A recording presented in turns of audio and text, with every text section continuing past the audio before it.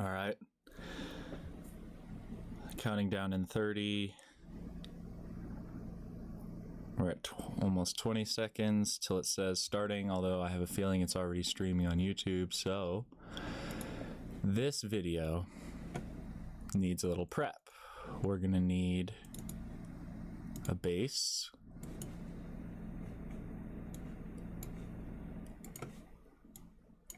We're going to need Ableton shifter.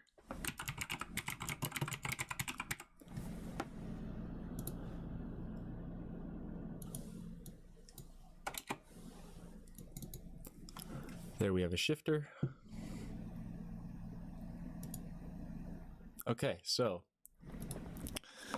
how's it going? My name's Sephiros, and in this video I'm going to be spending about 15 minutes experimenting with Ableton's new shifter device, which is a reworking of the old Ableton frequency shifter. It's a pitch shifting delay now with several different shifting methods. So let's jump right in. I'm going to start the timer now. All right, so I want to make a loop with this shifter on pretty much each element. So here I have kick and snare. Let's get a kick and snare going. I'm just going to do a snare on the 3, kick on the downbeat of every other bar to start out with.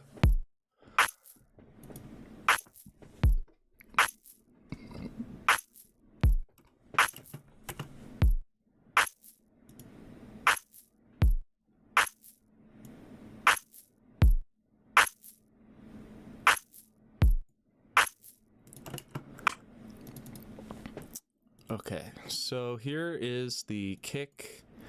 The kick consists of the kick 2 device. Delete that for now. Kick 2 device and a multi-sampled instrument of chains. I'm going to get a saturator just to really beef up this kick drum.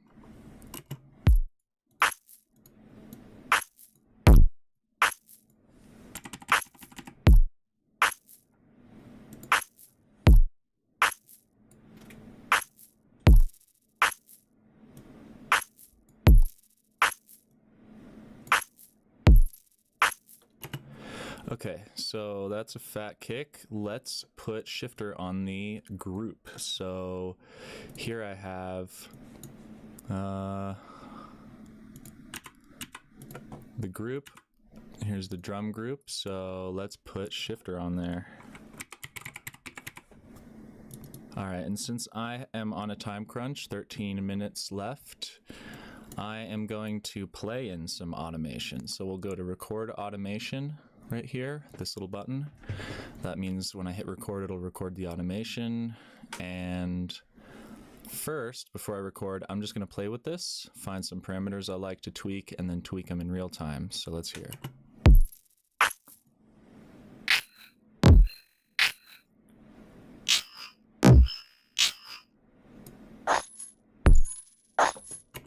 So you can see we're pitching the sample around with the coarse. We also have a fine knob, which is a fine adjustment.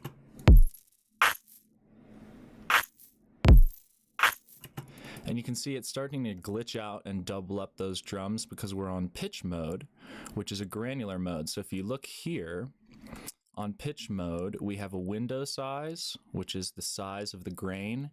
And then we have like this tone frequency knob here, which is possibly some sort of formant shifter. I need to read the manual on this device still, but let's turn on this delay because you can see now we have a delay inside the frequency shifter. We can also turn it on frequency, which is like your old school frequency shifter. And then we have a ring mod here as well. So there's also a ring modulator in here, but let's not use that for now. Frequency shifters can sound really cool on drums if you start using this LFO. And if you notice, we have a new LFO with all these modes, triangle, 8-bit. If we turn up the amount, you can see the triangle 8 is like a steppy motion. And then we have the duty cycle, which is a really interesting way to kind of morph this LFO. So let's start messing with some of these parameters. Now the delay's on. I'm going to turn on milliseconds instead of time sync. Or actually, let's do time sync, but real short, like a 64th.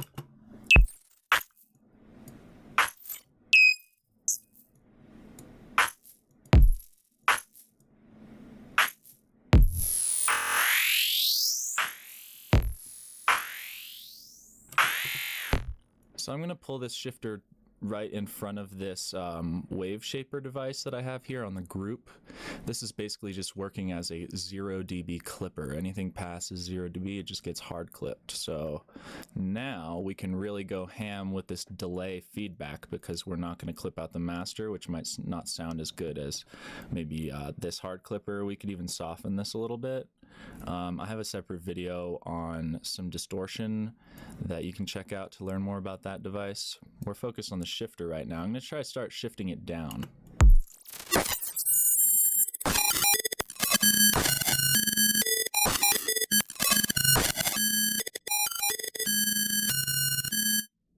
All right, so that's sounding pretty cool. I'm going to just record the drums. That would be the drums group. So I'm going to turn that channel off and then just record this.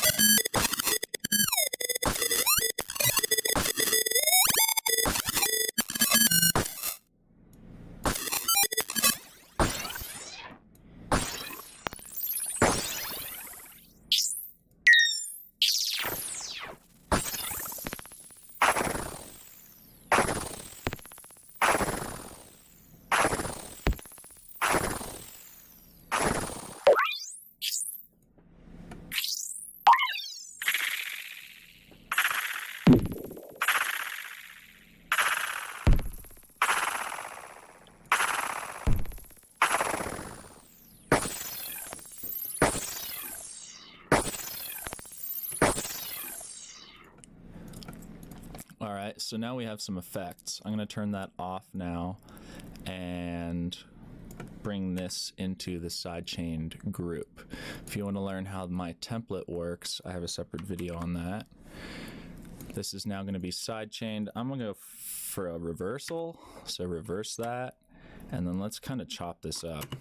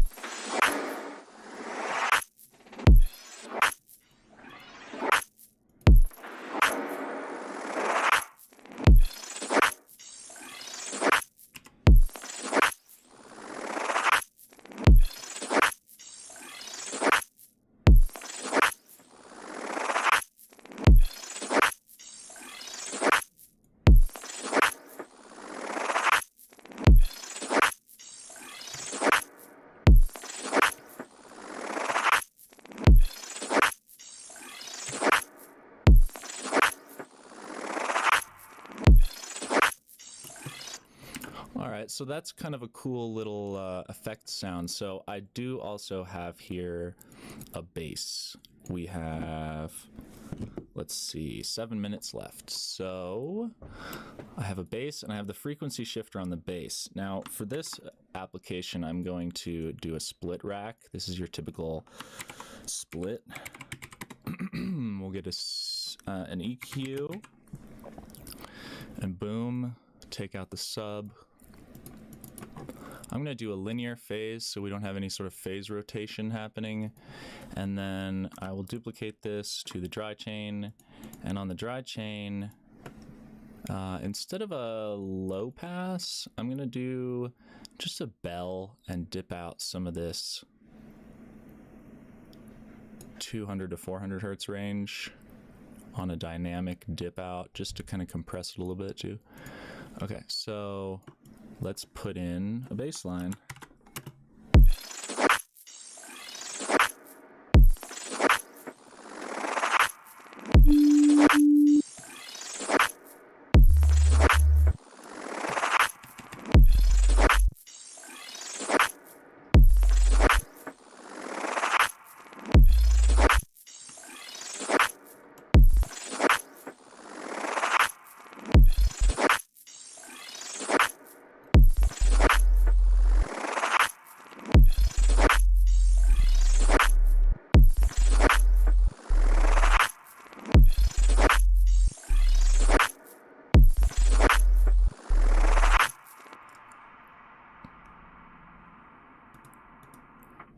Okay, so now if we start to introduce some harmonics into a wavetable, I'll just get another wavetable up here.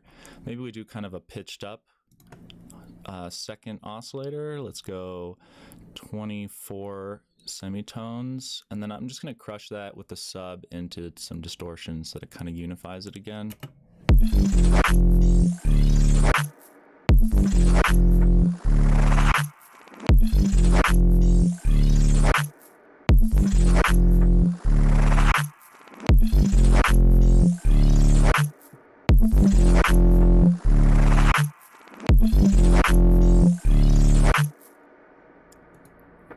All right, so now we have some upper harmonics that we can shift. So here we have our shifter, and let's try this pitch shifting mode. Let's try an octave up.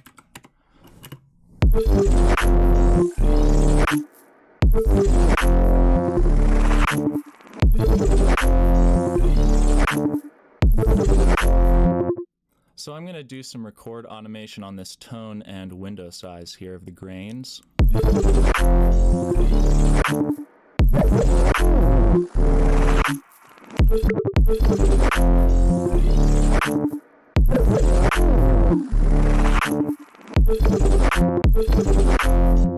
All right, so I think a delay could be cool. Let's do milliseconds.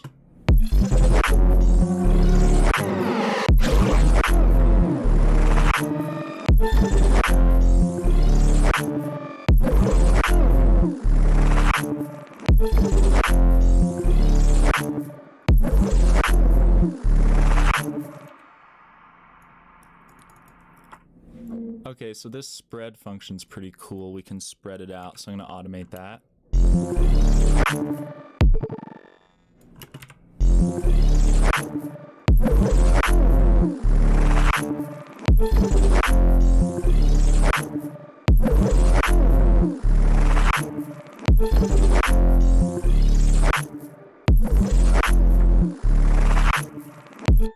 Little LFO maybe.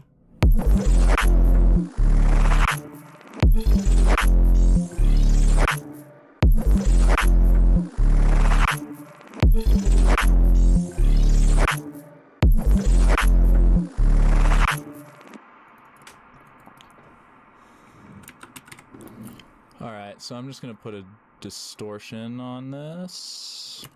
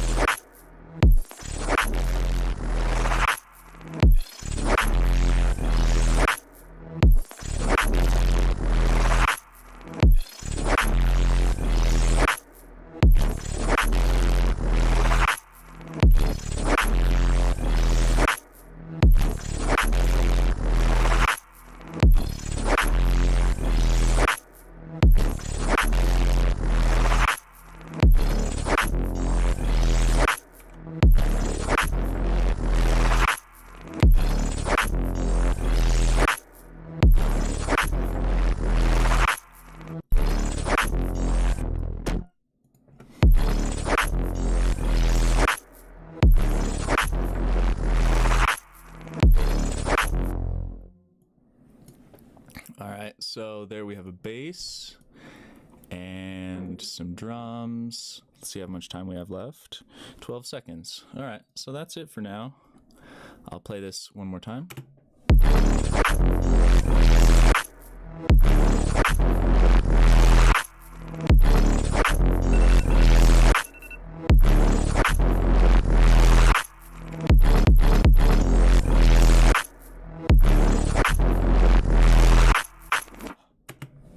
Cool. So, yeah. Thanks for watching. Until next time, I'm Sephiros. Like and subscribe. Comment down below if you have any more questions about the shifter device. And let me know if you like these shorter 15-minute kind of like off the top of the dome kind of experiments. So, yeah. Big up. Thanks. Peace.